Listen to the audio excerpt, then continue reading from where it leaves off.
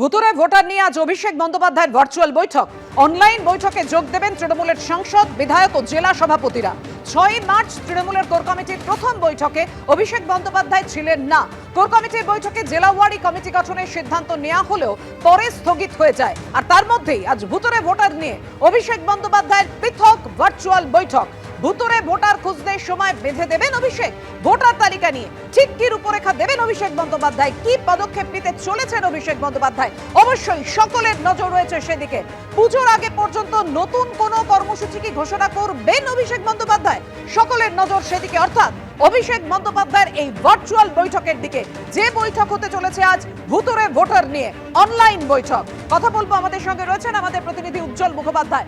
উজ্জ্বল, 6 March Trinamool core কমিটির বৈঠকে গড়হাজির ছিলেন অভিষেক বন্দ্যোপাধ্যায় এবং তারপর জেলাওয়ারি কমিটি গঠনের সিদ্ধান্ত নেওয়া হলেও সেটা স্থগিত হয়ে যায়। আজকে যে ভার্চুয়াল বৈঠক হতে চলেছে অভিষেক বন্দ্যোপাধ্যায়ের নেতৃত্বে, সেই বৈঠকে ঠিক কি সিদ্ধান্ত নেওয়া হতে পারে বলে জানা যাচ্ছে?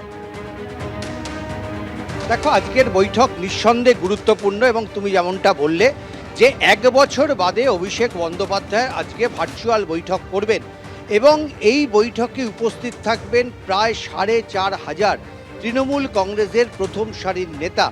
সমস্ত ধরনের জনপ্রতিনিধি থেকে শুরু করে জেলার গুরুত্বপূর্ণ নেতারা, তারা সবাই এই বৈঠকে উপস্থিত থাকবে। এবং তোমাকে বলে দিই যে আমরা ক্যামাক স্ট্রিটেই রয়েছি অভিষেক বন্দ্যোপাধ্যায়ের অফিসের সামনে। কিছুক্ষণ আগে অভিষেক বন্দ্যোপাধ্যায় কিন্তু তিনি তার অফিসে পৌঁছে গেছেন এবং সাধারণত যে গেট দিয়ে তিনি অফিসের ভেতরে ঢোকেন, আজকে কিন্তু অন্য একটা গেট ব্যবহার করেছেন ভেতরে যাওয়ার জন্য। এবং প্রায় 3:45 নাগাদ অভিষেক বন্দ্যোপাধ্যায় তার নিজের অফিসে পৌঁছে এই যে বিশাল ভার্চুয়াল বৈঠক, প্রায় 4,500 যাদের প্রত্যেকের কাছে লিঙ্ক পাঠানো হবে 3:50 পর, এই গোটা বিষয়টাই কিন্তু তিনি তদারকি করছেন বলেই তৃণমূল সূত্রে খবর। পাশাপাশি আজকের বৈঠকে কি আলোচনা হতে পারে, অত্যন্ত গুরুত্বপূর্ণ এই ভুতুরে ভোটার। কারণ আমরা অতীতে দেখেছি এই ধরনের সাংগঠনিক কাজ এটা কিন্তু অভিষেক বন্দ্যোপাধ্যায় তার অফিস থেকেই পরিচালনা করতেন। কিন্তু সাম্প্রতিককালে গত কয়েক মাস ধরে কিছুটা ভুল বোঝাবুঝি, আইপ্যাক নিয়ে কিছু অন্য ধরনের বার্তা, সব কিছুর পর আজকে আইপ্যাক আবার ফের সক্রিয় হবে কিনা, অভিষেক বন্দ্যোপাধ্যায় আইপ্যাককে ফের এই সাংগঠনিক কাজ করার জন্য নামাবে কিনা, সেরকম কোনো বার্তা আজকে অভিষেক বন্দ্যোপাধ্যায়ের মুখে থাকে কিনা, এই দিকের নজর থাকবে সকলের। ঠিক যেমনটা নজর রাখা হবে যে ভুতুরে ভোটার নিয়ে কি ধরনের পরিকল্পনা আজকে অভিষেক বন্দ্যোপাধ্যায় তার শীর্ষস্থানীয় নেতৃত্বকে জানাবেন। অর্থাৎ এই 2026-এর নির্বাচন, এটাই এখন তৃণমূল কংগ্রেসের কাছে পাখির চোখ। ফলে এই নির্বাচনের আগে এই ভুয়ো ভোটার কিভাবে চিহ্নিত করতে হবে এবং কিভাবে বাদ দিতে হবে, এই প্রক্রিয়া নিয়ে আলাদা কোনো নির্দেশ অভিষেক বন্দ্যোপাধ্যায় দেন কিনা, নজর থাকবে সকলের সেদিকে।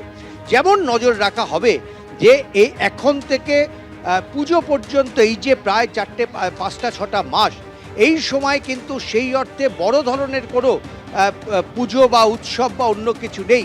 ফলে এই সময়টা তৃণমূল কংগ্রেস আমরা দেখেছি প্রতিবারই তারা ব্যবহার করে।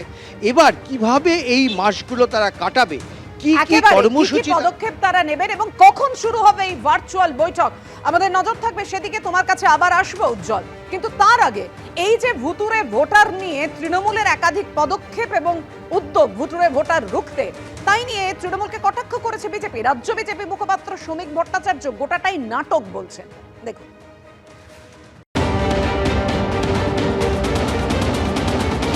এই মুহূর্তে অভিষেক বন্দ্যোপাধ্যায়ের বৈঠক, মমতা বন্দ্যোপাধ্যায়ের বৈঠক, তৃণমূল কংগ্রেসের বৈঠক, এটা নিয়ে কিন্তু মানুষের মনে আর কোনো উৎসাহ নেই। তৃণমূলকে মানুষ চিনেছে, জেনেছে, এখন প্রত্যাখ্যান করছে।